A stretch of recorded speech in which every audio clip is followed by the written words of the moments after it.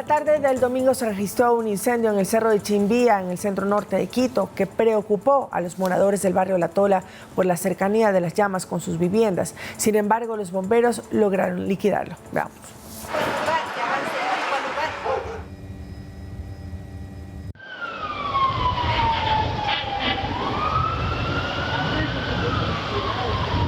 El humo le empezó a llamar la atención a los habitantes de Lichimbía. En cuestión de minutos, la humarada comenzó a acercarse hacia sus casas y a causar preocupación. Se trataba de un nuevo incendio forestal en Quito. El cuerpo de bomberos de la capital se movilizó enseguida para identificar los puntos calientes y sofocar las llamas antes de que devoraran todo a su paso. Había peligro, porque el bosque está junto a cientos de casas. Al momento nos encontramos 60 bomberos trabajando, 10 unidades de contraincendios. Se está realizando lo que más se puede para extinguir el 10-4, como ustedes pueden verificar en la parte superior. Las labores también se centraban en evitar que el fuego llegara a una gasolinera cercana. Inmediatamente se cerró la avenida Oriental Velasco Ibarra y se distribuyó al tráfico por vías alternas. Luego de una hora de trabajo, finalmente un mensaje en Twitter del comandante general de los bomberos, Esteban Cárdenas, confirmó que el incendio estaba liquidado. En su publicación se encontraba esta fotografía que nos muestra el daño completo en el costado oriental de la montaña. Y si bien no hubo heridos, fallecidos ni casas incineradas, este incidente se suma a los más de 488 incendios forestales que se han registrado en este año hasta septiembre, cifra que supera a los 380 que hubo durante todo el 2022. Por favor, informarse solo a través de canales oficiales y hacer denuncias a través de los canales oficiales. El ECO 911 es la posibilidad del sistema que tenemos, además de los más modernos en América Latina, para poder consolidar la información que nos permita actuar. Recuerde que provocar un incendio forestal tiene una pena privativa de 1 a 3 años. Además, en Quito hay al menos 320 hectáreas quemadas por los flagelos. Lautaro Andrade Castro, Noticias 7. Bueno, es complicado liquidar o apagar un incendio por completo, porque si bien es cierto, llegan al punto en el que ya no hay más humo, las llamas están supuestamente apagadas, pero se pueden activar muy fácil, y esto es lo que hizo o generó cierta confusión durante la tarde y noche de ayer, que algunas personas veían otra vez algunos focos que se prendían. Bueno, esto es parte de lo que sucede cuando hay estos flagelos, que en ciertos lugares empiezan como a reactivarse y rápidamente tienen que llegar los bomberos para apagar y que no vuelva a prenderse el incendio como tal. Sin embargo, información a los bomberos, ha sido liquidado este incendio en el Chimbía, como vimos en pantalla. Miren ustedes, está completamente al lado del sector del barrio La Tola y también El Dorado. Son dos de los vecindarios que habitan en esta parte del centro norte de la capital. Gran susto los que se llevaron el día de ayer, pues los moradores del sector de La Tola. Vamos a revisar lo que ha dicho el alcalde de Quito, Pavel Muñoz. Él se pronunció la noche del día de ayer a las 20 horas y pues ha dicho: por favor, Policía Ecuador y Bomberos Quito, debemos de encontrar a los infames que están provocando incendios en la capital de la República. El daño al ambiente, a los bienes y a la tranquilidad de los quiteños es imperdonable. Ciudadanos, por favor, reportemos pistas que nos permitan encontrar a los culpables. No vamos a dejar que empañen el renacer de esta hermosa ciudad, es lo que ha dicho pues el alcalde capitalino. Esto refiriéndose a que todos los incendios que se han registrado en las últimas 3 semanas, casi un mes ya en la ciudad capital, han sido provocados. Y justamente aquí se hace énfasis en también la pena privativa de libertad que hay para las personas que provocan incendios, de acuerdo al COIP, son de 1 a 3 años cuando se identifican estos responsables, y además están habilitadas la línea del 911 para poder dar información al respecto. Y a propósito de esto y de las grandes, la cantidad de incendios que hemos visto durante estos meses aquí en la ciudad de Quito, en el Consejo Metropolitano se está tramitando un proyecto de ordenanza preventiva de incendios forestales, justamente para trabajar con las comunidades y con los barrios también, porque hay en ciertos barrios específicamente en donde, por ejemplo, se hace la quema de los terrenos para cambiar, para empezar las cosechas, para empezar a sembrar nuevamente,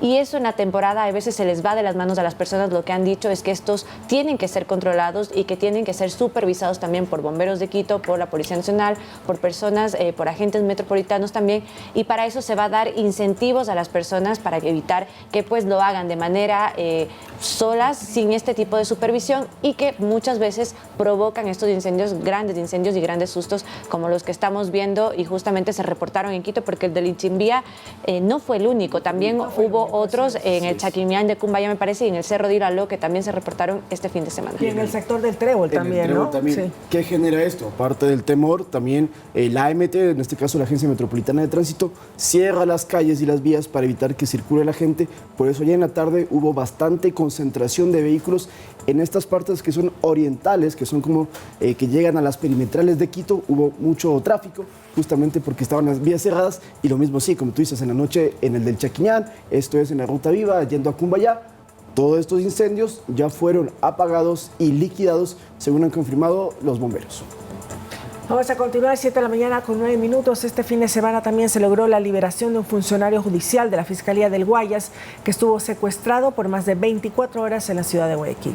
El hombre fue interceptado por un grupo de hombres armados mientras cargaba combustible en una gasolinera de la autopista Narcisa de Jesús, cerca de la terminal terrestre en el norte de la ciudad. De una camioneta y una motocicleta se bajaron dos sujetos vestidos como policías para llevárselo a realizar un supuesto procedimiento policial. La víctima no se dio cuenta que todo se trataba de un engaño.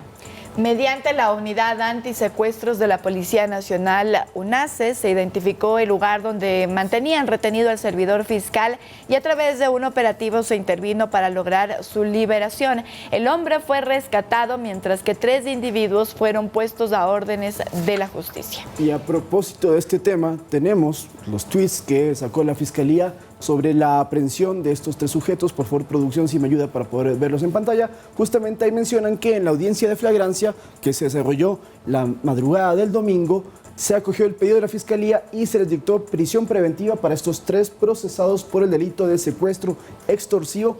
Pero hay más, porque la Fiscalía también informó que estos detenidos, que son los que participaron en el secuestro del servidor judicial, pues estarán bajo órdenes de la justicia, y además que este hombre fue rescatado justamente en un operativo que se llevó a cabo en la vía a Daule.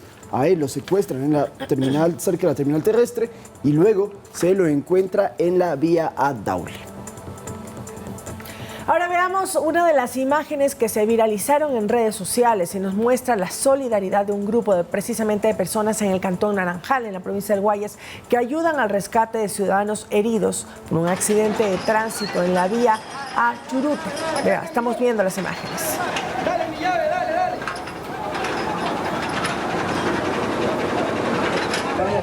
Pues sí, los moradores apoyaron al cuerpo de bomberos para sacar de entre las latas de los vehículos que estamos observando a sus ocupantes, en una maniobra, por cierto, de alta complejidad y también de peligro, porque como estamos viendo en pantalla, miren, ahí está el tráiler y el vehículo estaba en llamas. Por eso lanzan agua y tratan de abrir espacio para sacar a los heridos. Miren ustedes, esto en cuestión de segundos también, ¿no? La rapidez con la que tienen que actuar también para poder salvar las vidas.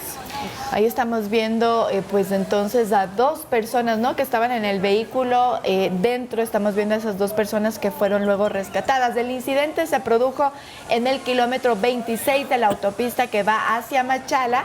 Esto es a 5 kilómetros del peaje del Inca. El ECU 911 informó que un tanquero se impactó con este vehículo liviano, y esto pues fue lo que desató luego el incendio. Así es, según informaron las autoridades, no hubo fallecidos por este accidente, pero sí 3 heridos, quienes luego fueron atendidos y son quienes vemos justamente en pantalla. Este video se viralizó como ejemplo de ayuda ciudadana, también de la colaboración que prestaron las personas que estaban transitando por esta vía para poder rescatarlos con vida a las 3 personas heridas. Se evitó una tragedia, sin duda alguna, ¿no?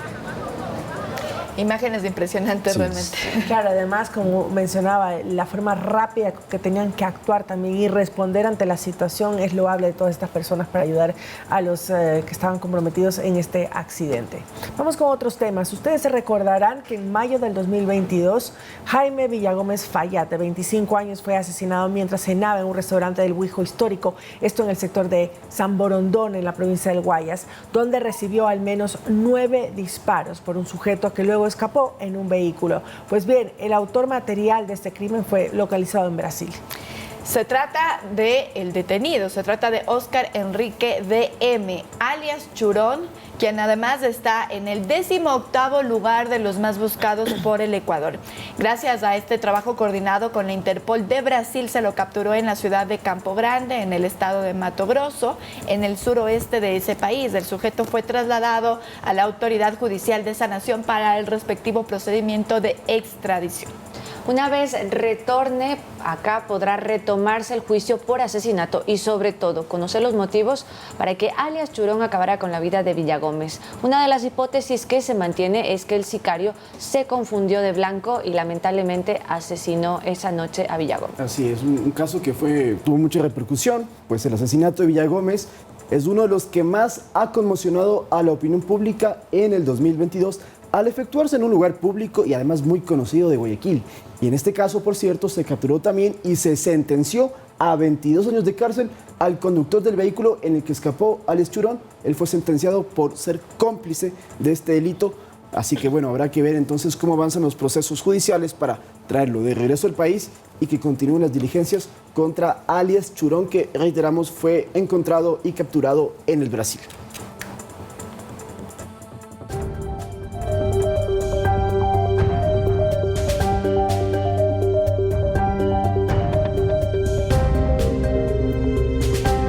La Policía Nacional capturó a 2 presuntos vacunadores que operaban en la parroquia de Calderón, esto en el norte de Quito, en donde extorsionaban a restaurantes y otro tipo de negocios.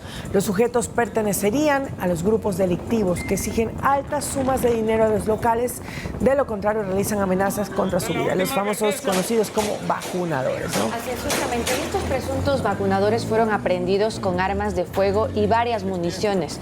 Por el momento se investiga si están relacionados con el asesinato de un hombre que se negó a pagar la extorsión. A propósito de este caso que ocurrió la semana pasada y lo estamos viendo en pantalla, la policía informó que ya está en vigencia un plan antivacunas con los moradores, pero se necesita que denuncie. Escuchemos lo que dice la autoridad.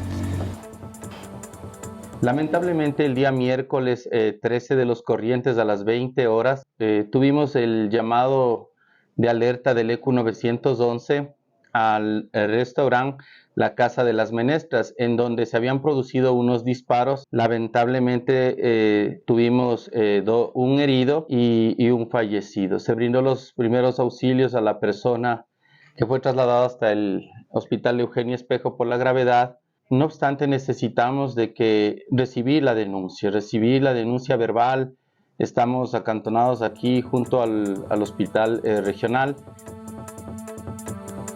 Lamentablemente. Bien, y lo que ha dicho la autoridad entonces es que se ve un aumento bastante alto este año con respecto al año pasado, el 2022, alrededor de un 44% ha incrementado pues las denuncias por extorsión. Nuevamente recordamos lo que ha dicho la autoridad, hay que denunciar luego incluso de que pasen este tipo de cosas como las que ha pasado en el norte de la capital. Si no se pone la denuncia no se puede tener las cifras o la estadística exacta y eso complica también el trabajo de la unidad que hasta el momento pues se encuentra realizando. Lo que también se ha dicho es que cuando uno reciba este tipo de extorsión, ya sea por una llamada de teléfono, ya sea en un local comercial, en ese momento también se registre a la autoridad pertinente, que no se dé pues estas vacunas, que así se denomina, estas extorsiones que piden los delincuentes, que no se dé aquello, sino que se avise a la autoridad policial para que desde un principio se pueda actuar en esos sectores. Y justamente este plan antivacunas también se empezó a promocionar por parte de la policía desde enero de este año al ver este incremento de casos. Por eso habilitaron la línea también un 800 delito para poder receptar todas estas llamadas, pero en estos 8 meses no ha habido más de 500 llamadas de este caso, pero sí se han reportado más de 5.000 denuncias de tipo de este delito extorsivo. Ahí la gran pregunta es, ¿qué está pasando? Y bueno, más adelante también podremos consultarles a la autoridad. Demostraría también el temor de la ciudadanía por las denuncias. Muchas veces pasa eso.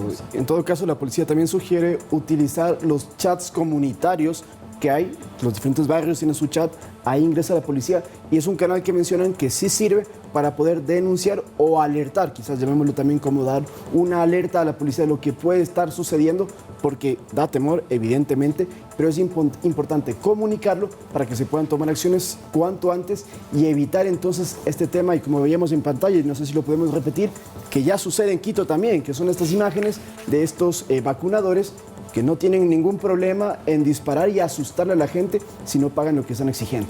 Y solo para recordar nuevamente, 1-800 delito, eso es lo que dice la autoridad, que es el número más efectivo para poder llamar, porque ahí no se atienden emergencias, se atiende específicamente estos llamados de extorsión. Cuando uno llama al EQ91, probablemente haya que esperar un poco más de tiempo, porque evidentemente desde esa unidad, desde el sistema integrado de vigilancia, se atienden muchísimas más pues de emergencias. El 1-800 delito es específico para las extorsiones y también pues para captura de delincuentes.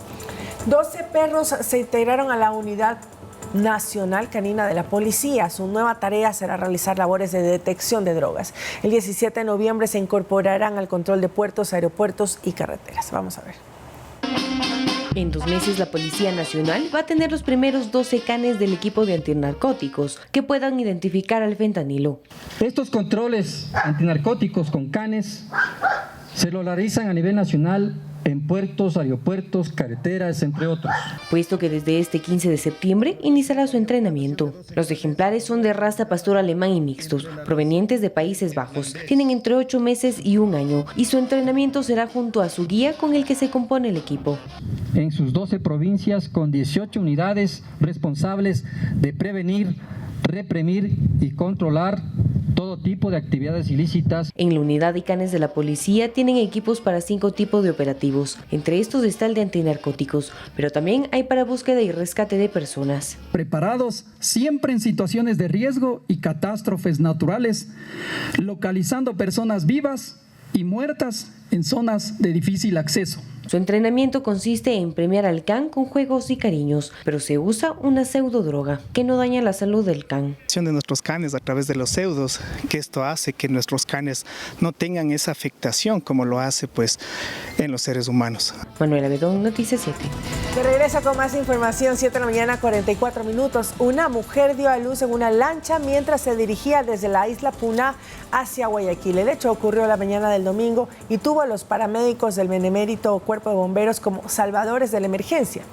La mujer a bordo de la lancha tenía labores de parto y al llegar al muelle de la calle Caraguay comenzó el alumbramiento y no era posible trasladarla en ambulancia hasta la maternidad. Los paramédicos tomaron la decisión de allí, en la embarcación, realizar el parto. Luego sí se envió a la madre y a la recién nacida hacia una casa de salud tras estabilizar los signos vitales de ambas. Según cifras del EQ 911, al día se atienden 23 emergencias como esta. 23, imagínate. Wow, es bastantísimo, ¿no? Sí, claro. Parece que es un caso aislado, pero tener esa cifra de 23 emergencias como esta al día es realmente impresionante. Pregunta al productor cómo le pondría a usted el nombre del niño que ha nacido ahí en la lancha. Interesante, ¿no? Bueno, para no decir algún disparate. Sí. Bonito, pero no solamente con el río Guayas, no solamente 23 emergencias por partos también, sino 383 emergencias en general, en todo el mes de septiembre de lo que va de este 2023, claro, vinculado a estas labores de parto. Así que, bueno, hay que... A veces se viralizará una, claro, ahora lo vemos en una lancha, pero sí, en realidad ocurre más frecuentemente de lo que pensamos. En la Amazonía, por ejemplo, en diferentes comunidades rurales, hay entonces ya el tema de la labor de parto. Y claro, no alcanzan a llegar a una maternidad, a una casa de salud. Entonces van en las embarcaciones y a veces, evidentemente, llegan en un pequeño puerto y ahí tienen el alumbramiento. Este caso en particular, y si podemos repetir las imágenes, sí llama la atención porque fue dentro de la embarcación, no en pleno recorrido, no es que nació en pleno río, ya estaban en el puerto, pero tuvieron que hacerlo en ese momento porque de lo contrario podría, y por la gente se pregunta por qué lo hacen, porque si no podría haber complicaciones en la salud. Miren qué contento está el bombero, ¿eh? Podría haber complicaciones tanto para el bebé como para la madre. La llegada de un bebé es lo que provoca, ¿no? Podría ser el padrino, ¿no? El bombero. Pero el bombero, que estoy diciendo, el paramédico de los bomberos. Así es.